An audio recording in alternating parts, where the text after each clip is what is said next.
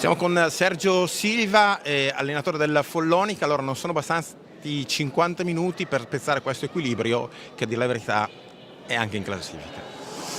Sì, penso che tutte e due le squadre hanno fatto una bella partita. Penso che la gente ha visto una bella partita di hockey, arbitrata bene e giocata bene dentro le belle squadre. Penso il pareggio alla fine ci può stare. Noi abbiamo avuto qualche occasione buona, abbiamo preso un po' di palle traverse, come alla fine, ma forse era ingiusto per quello che aveva fatto il Lodi. Venire qui e fare questo tipo di partite con molta intelligenza, con molta qualità che hanno fatto i miei ragazzi, penso che non è da tutti.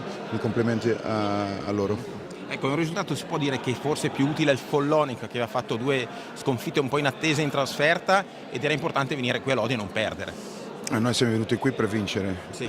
Poi come si era messa la partita, è chiaro che arrivare a casa con un punto preso a Lodi è importante. Ma noi volevamo vincere perché penso che l'abbiamo dimostrato in pista, affrontando una squadra a viso aperto, una squadra di qualità che c'è dall'altra parte, quindi abbiamo dimostrato che la classifica che teniamo non è a caso. Ecco, lo ripetiamo dalla prima giornata, però abbiamo Sergio Silva che è stato uno dei più grandi giocatori di tutti i tempi, quindi insomma è un campionato strano, con Forte dei Marmi e Trissino davanti, ma dietro c'è molto equilibrio.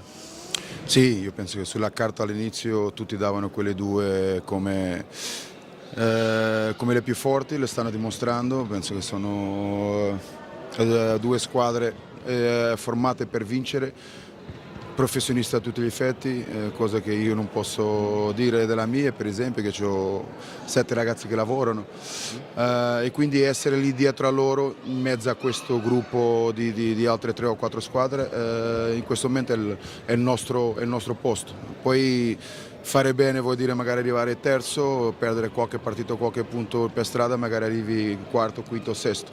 Lì regna sicuramente un grande equilibrio perché ci sono queste 3, 4, 5 squadre che penso che sono quelle che lotteranno per questi posti in classifica. Gli altri due fanno un campionato a parte, anche se sulla partita secca io penso che noi abbiamo pareggiato con il Trissino, abbiamo perso di 2 gol a Forte dei Marmi, quindi penso che possono anche perdere, però sono chiaramente quelle due che lotteranno per qualcosa che non noi.